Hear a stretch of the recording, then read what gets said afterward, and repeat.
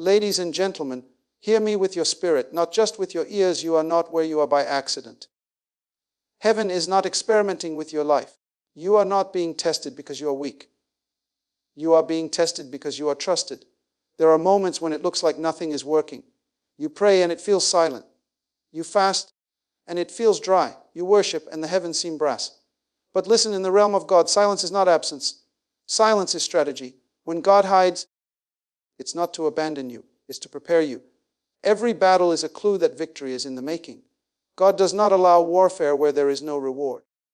If you are in the middle of a struggle, under pressure, overwhelmed by attacks on every side, it's not because you're cursed. It's because you're carrying something costly. The enemy doesn't waste his weapons on the empty. He targets those who are full of divine potential, loaded with spiritual assignments, and chosen for impact. You're not fighting just for survival.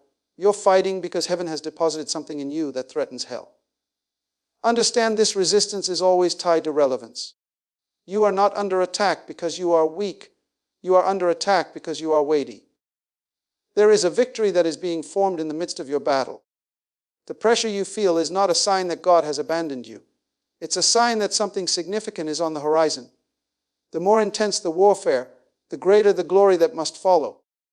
You don't bleed in vain. You don't suffer in vain. You don't cry in vain. There is a reward attached to every wound and a purpose hidden in every problem. When God allows warfare, He is not reacting. He is revealing. He is showing you who you really are, stripping away your comfort so that your calling can emerge. If you never faced giants, you'd never know you had the stone. If you never stood in a furnace, you'd never find out that the fire can't burn favor.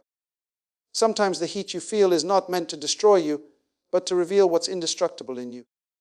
And what you are discovering in this season is that you were built for more than what you've settled for. You've been misreading your adversity. You thought it was punishment, but it's really a prophecy. Every attack is confirmation that your presence is dangerous. You thought the door was closed to hurt you, but it was actually closed to hide you until the timing was right. The enemy is nervous about who you are becoming. He doesn't fight the past, he fights the future. He doesn't tremble over where you've been. He trembles over where you're headed. The very battle that makes you want to quit is actually proof that you're on the edge of something that will shift not only your life, but the lives of those connected to you. God doesn't permit battles where there is no blessing. He is too strategic to waste your energy on a fruitless war. If the fight is fierce, the fruit will be abundant. If the valley is deep, the mountain must be high. God is not teasing you. He is testing and training you for what you cannot currently see. Victory is being prepared while you're still crying. Promotion is being discussed while you're still doubting.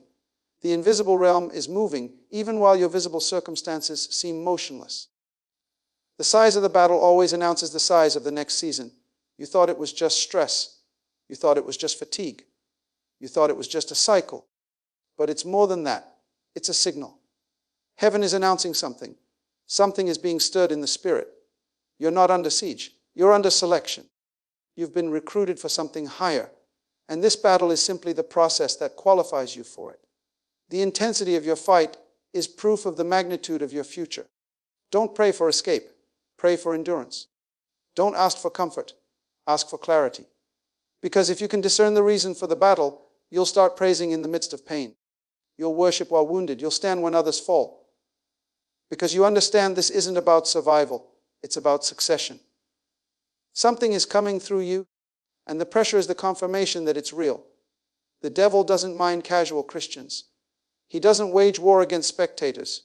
He targets those who are about to shift atmospheres, break generational cycles, and establish kingdom influence in regions hell thought it owned. The very fact that your name has come up on the enemy's radar is evidence that heaven has elevated your rank. This is not just life happening to you. This is destiny pulling on you. This is divine preparation at work. This is kingdom training in real time. So lift your head, square your shoulders, and recognize that the presence of warfare is not a sign that God is far. It's a sign that He is near. Because every time a battle shows up, it is only echoing one eternal truth: victory is already on the way. God prepares victory before you even enter the battlefield. This is not a reactionary God we serve. He is not scrambling to respond to your crisis. He is not caught off guard by your pain, your struggle, or your setback. In fact, by the time you showed up to the fight, Heaven had already settled the outcome. The war you are in is not about whether you win or lose. It's about whether you trust the one who already wrote the ending. You are not fighting for victory. You are fighting from it. There's a major difference.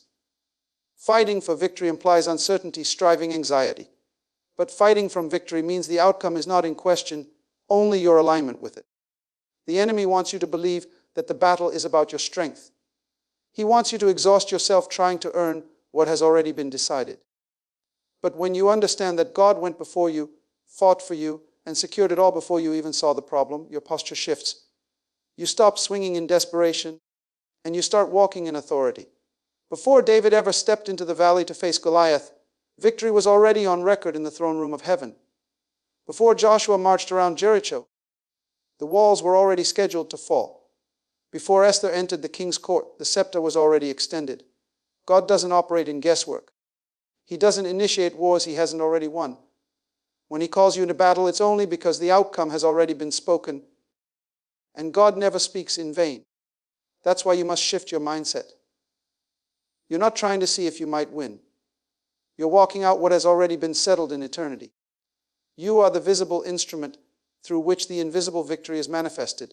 That's why the enemy fights you in the mind. That's why he sends discouragement, distraction, and delay. Not because he's stronger than you, but because if you ever understood that you've already won, he'd have nothing left to use against you.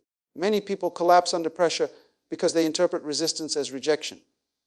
But resistance is not rejection. It's the pathway to revelation. When Pharaoh pursued the children of Israel, he thought he was about to destroy them. But God wasn't worried. The Red Sea was already programmed to part. The miracle didn't need to be made. It only needed to be revealed. So when the enemy comes against you like a flood, remember this: the flood came after the path was already cleared. You don't have to manufacture deliverance. You don't have to invent a breakthrough. Your job is not to create the outcome. Your job is to cooperate with what God has already accomplished. That's why obedience is more powerful than striving. Because when you obey, you align yourself with a finished plan. You're not initiating, you're activating. You're not chasing a promise. You're stepping into it. Even Jesus, when he faced the cross, did not die hoping something good might come from it. He endured the cross because of the joy set before him. He knew the outcome. He knew the tomb would be temporary. He knew the stone would roll away. And that same spirit of divine confidence is available to you. Not arrogance, not ego, but spiritual certainty rooted in the unchanging plan of God. The battlefield is just the stage where the already won war gets displayed. You are simply walking out in time what heaven completed in eternity. That's why you cannot quit. That's why you must not fold under pressure. The victory doesn't come when you feel it. It doesn't appear when you see it. It is already finished. Your emotions don't decide the outcome. Your faith does.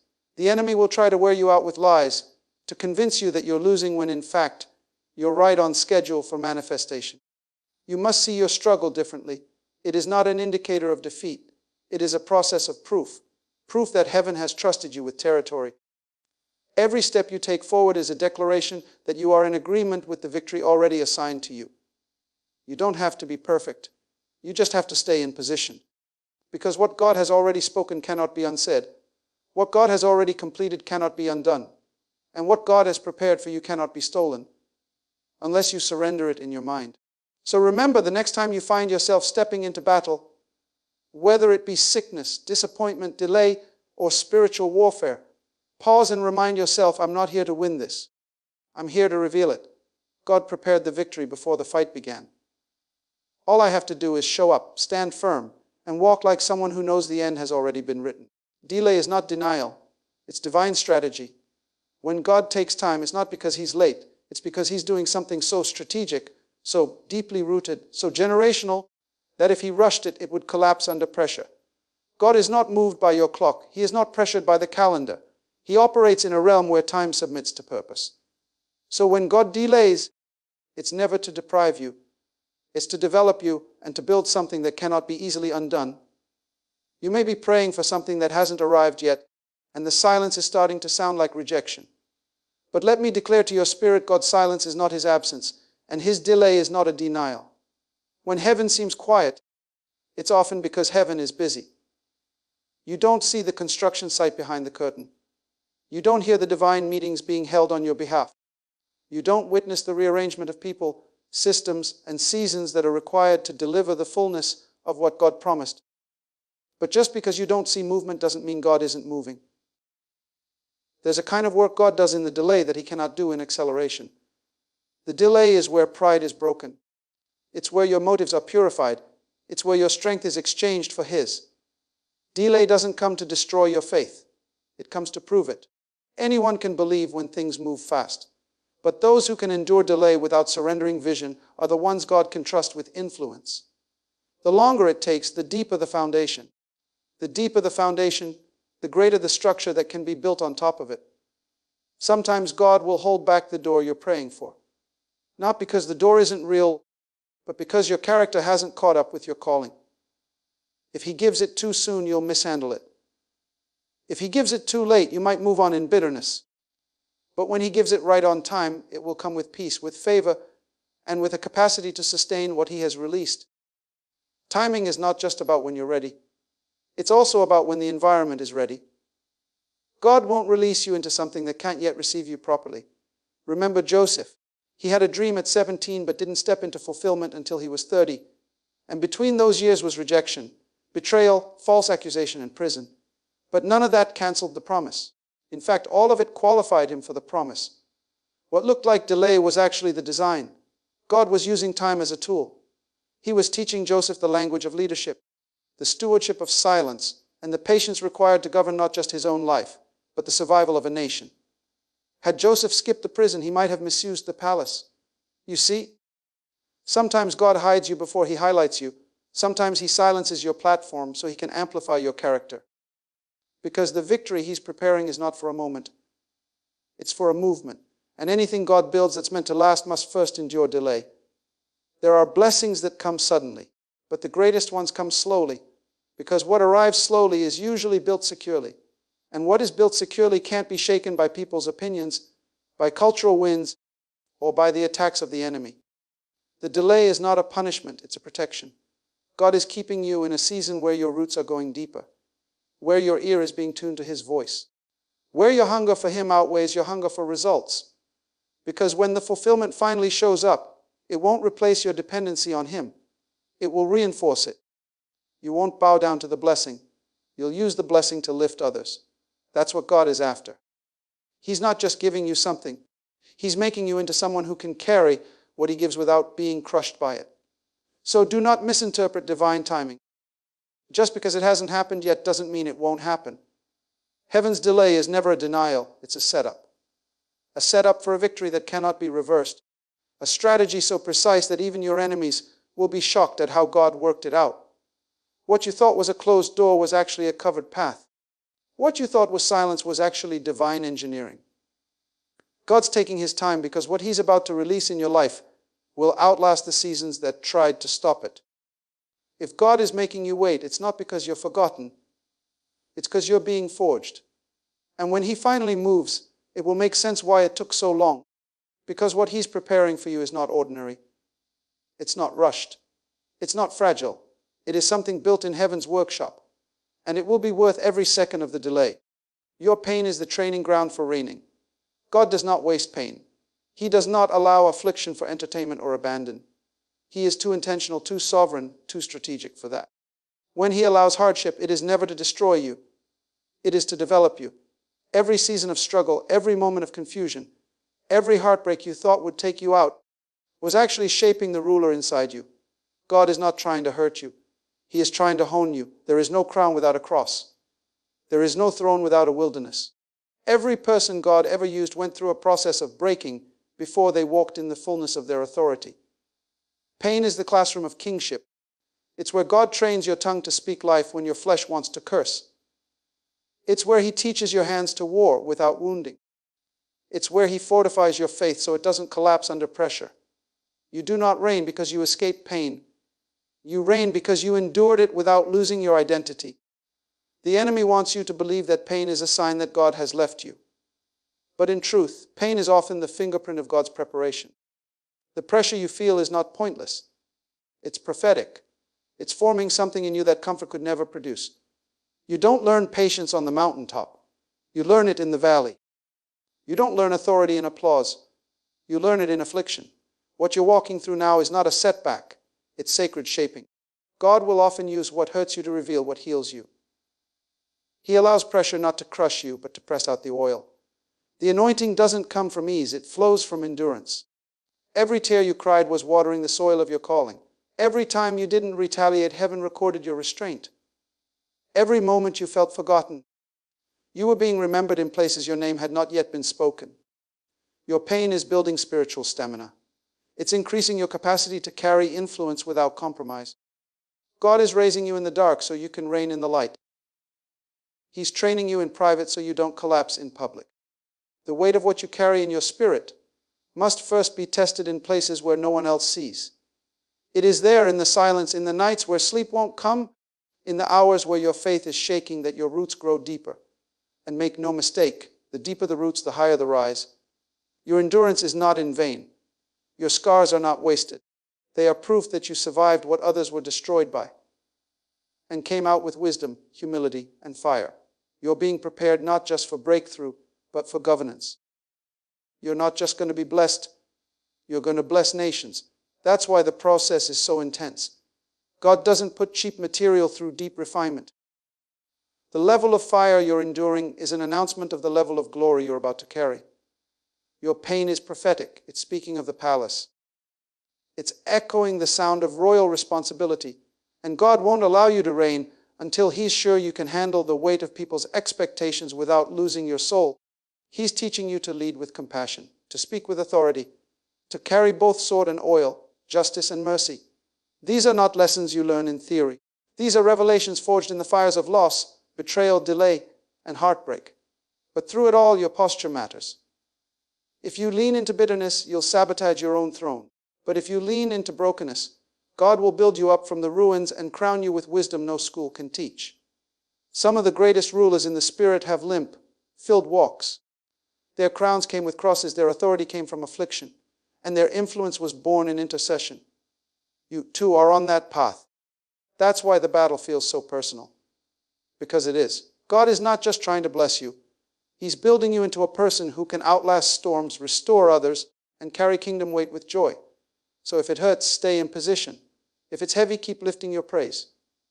If it's silent, keep sowing in tears. Because heaven sees you training. And though no one may be clapping now, when the day comes that God places the crown, all of creation will testify. That pain did not break you, it built you. And you are reigning now, not in spite of the pain, but because of it. The enemy always attacks what heaven is about to announce. Hell doesn't waste resources. Demons don't gather where destiny is absent. The level of warfare surrounding your life is not a sign of your weakness. It's a sign of your weight. You are being fought not because of where you are, but because of where you're headed. The moment heaven whispers your name for elevation, hell hears the echo and responds with opposition. That's not punishment, that's proof. The enemy doesn't attack nobodies. If hell is fighting you, it's because heaven has already approved your promotion. You don't qualify for a hit unless something valuable has been found in your spirit. You are being resisted because you've been recognized. You are being opposed because you've been chosen. Long before man sees your next level, the realm of the Spirit has already recorded it. And because the enemy cannot cancel the decision of heaven, he tries to confuse you before you arrive there. What you are going through is not coincidental. It is prophetic. There is always a spiritual build-up before a supernatural breakthrough. Right before the door opens, the battle intensifies. Right before the shift comes, the storm increases. Because the enemy knows that once you step into what heaven has announced, cycles will break, curses will lift, and regions will change. So his assignment is simple: distract you, discourage you, and if possible, delay you. But what he cannot do is deny what heaven has already declared. You must learn to discern the timing of the attack.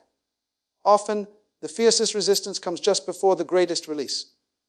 The closer you are to breakthrough, the heavier the pressure becomes. That's not just resistance, that's confirmation. The enemy is reacting to something in the spirit that your eyes haven't seen yet, but your soul feels it. That unrest, that pressure, that opposition, it's all a signal that something sacred is being activated in your life. The devil can smell destiny. That's why he tried to kill Moses before he could speak. That's why he targeted Jesus while he was still a baby. When purpose is near, warfare is inevitable. You are not under attack because you're out of order. You're under attack because you're in alignment. Hell doesn't rage against the lukewarm. It rages against the marked, the anointed, the carriers of oil. You are being pursued by darkness because you are carrying light. And that light threatens everything the enemy has built in your bloodline, your region, and your generation. Your yes to God disrupted the enemy's agenda. That's why the attacks feel personal, because they are. But don't let personal warfare produce spiritual amnesia. Remember who you are. Remember what God said. And remember that every storm that rises without heaven's permission will fall without your permission. Heaven is not preparing to bless you. Heaven already has. You're not waiting for a decision, you're walking out a declaration. And that declaration carries weight. It carries ripple effects. If the enemy can stop you, he can stop what's coming through you. That's why he targets your mind. That's why he sends people to wound you. That's why he plays with your emotions. Because if he can distort your focus, he can delay your function. But when you know that the attack is actually a sign of your approval, you stop complaining and you start declaring. You start praising when it doesn't make sense. You start prophesying over your dry season. You start walking with authority in places that once intimidated you. Because you know, if the enemy is showing up this loud, something glorious must be about to break forth. The enemy does not attack potential with no purpose. He attacks vessels that are carrying kingdom impact. So instead of asking, why me? Begin to declare, it must be time. Time for the announcement. Time for the unveiling. Time for the mantle. Time for the next level. Do not misread the warfare. The devil is not omniscient, but he is observant. He's been watching the signs. The increase in your prayer life. The shift in your spirit. The hunger in your soul. He sees what God is building. He hears what you're declaring in the dark. And he knows if you ever step into what God already called you into, it will disrupt every agenda of hell in your territory. So he attacks you at the point of your announcement. Not because it's far off, but because it's near. Let that warfare become your confirmation. Let the pressure become your push. Heaven is about to make something public that has been hidden in private. The enemy knows it. And deep down, you do too. Divine victory requires human alignment. God is sovereign, but he does not override order. He's not obligated to bless chaos. He responds to order. He honors position. And while the victory may be divine in its origin, it still requires your cooperation. Heaven doesn't manifest through rebellion. It manifests through alignment. You must stay in position, not where you feel like standing, not where culture applauds you, but where God planted you, because the promise is always connected to a place, a posture, and a principle. We often think we can claim the promise without respecting the principle. We want harvest without obedience, glory without surrender, access without accountability. But in the kingdom, you do not inherit what you chase. You inherit what you're aligned with. God does not release divine victory simply because you desire it. He releases it because you are prepared for it. And that preparation is measured by your alignment with his voice, his values, and his vision. Your movement matters. Not every door is a God door. Not every opportunity is an assignment. You can move into a place that looks right but disrupts your rhythm with heaven. Alignment is not about being where it's easy. It's about being where you were sent. Elisha received a double portion because he stayed aligned with Elijah. Ruth stepped into royal lineage because she stayed aligned with Naomi. Joshua inherited leadership because he stayed aligned under Moses. Alignment always precedes appointment. You can be anointed and still miss timing if you're out of place. You can be called and still delayed if your posture is off. God is not random, he is precise. He blesses where he told you to be, not where you wish you were. That's why the enemy's primary strategy is not always destruction, it's distraction. If he can't destroy your gift, he'll try to dislocate your position. He'll nudge you out of place, with offense, with impatience, with pride. Because he knows once you're out of alignment, the victory assigned to that location cannot find you. God told Elijah to go to the brook, for there the ravens would feed him. Not at the mountain, not in the city, not wherever he felt like. There. Provision, protection, and power were connected to a place. Had Elijah moved on emotion, he would have missed the miracle. The same is true for you. You must ask, God, where is my there? Where is the place you've assigned for this season? What posture are you requiring of me? What principle must I honor? You cannot walk in divine victory while entertaining divided loyalties. One foot in faith, the other in fear. One foot in obedience, the other in convenience. Alignment is not about perfection. It's surrender. It's about saying, Lord, not my will, but yours. That kind of alignment commands heaven's attention. That kind of heart invites divine strategies. Because God will always fund his will. He will always back what he authors. But he is not obligated to support what he never said. Victory flows through the channels of obedience. That's why Jesus said, I do nothing except what I see my Father do. His miracles were not random. They were the result of alignment. That's why he could say, it is finished, even while hanging on a cross. Because victory isn't determined by appearance, but by obedience. And when you are aligned, you will win battles that don't even make sense. You'll walk through doors you didn't knock on. You'll be invited to tables you weren't trained for. Because God will always elevate what is aligned with his purpose. And alignment isn't just external, it's internal. You can be standing in the right place but have the wrong posture. You can be doing the right work with a wrong heart. Alignment is heart before hand. It's posture before platform. It's principle before promotion. You must align your mind with the Word, your emotions with the Spirit, your relationships with your purpose. That's when things begin to flow. That's when battles are won without sweat. That's when heaven fights for you without you raising a sword. Do not underestimate the power of simply being in place. Many people are praying for breakthrough while running from instruction. They're chasing results while ignoring order. But God has not changed his system. Victory still follows obedience. Breakthrough still follows surrender. Promotion still follows humility. You don't have to chase victory. You only have to host it. And you host it by staying where God put you, standing how God positioned you, and walking in what God commanded you. Because divine victory is not for the unstable, the casual, or the disconnected. It is reserved for the aligned, those whose posture matches their purpose, whose heart matches heaven, and whose feet are planted in the place where the promise is waiting. Let me say this to you as you receive this word into your spirit. You were never created to lose. Defeat was never written into your destiny. You were not designed to live from crisis to crisis. You were formed to live from glory to glory, from faith to faith, from victory to victory. And every battle, every delay, every attack, every painful season, it was not to cancel your purpose, it was to confirm it. The war around you is a reflection of the weight within you. The process was not a punishment, it was a preparation. The tears were not wasted, they were watering your territory. And what God is bringing you into now, no man can block, no system can stop, and no devil can reverse, because he has already gone before you. The victory is already settled. The throne has already been assigned. Your name has already been called in places your feet have yet to walk. But hear me, this victory is not automatic. It requires your alignment, your faith, your posture, and your obedience. You must stay in the place of purpose. You must remain in the position of principle. You must keep your heart postured in humility, even when you don't understand the process, because heaven only releases what earth is ready to carry. So I declare over your life, you are stepping into a victory that was prepared before you ever fought the battle. What you survived is now submitting to you. What tried to break you is about to elevate you. And what was hidden in the dark is about to be revealed in the light.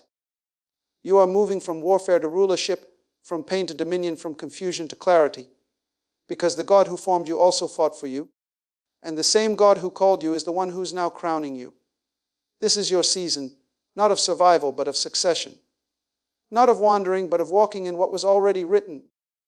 And when it comes to pass, when you stand in the middle of what once looked impossible, remember this, it was never about the battle. It was always about the builder. And what he builds, no man can destroy. Welcome to your victory. It's already yours.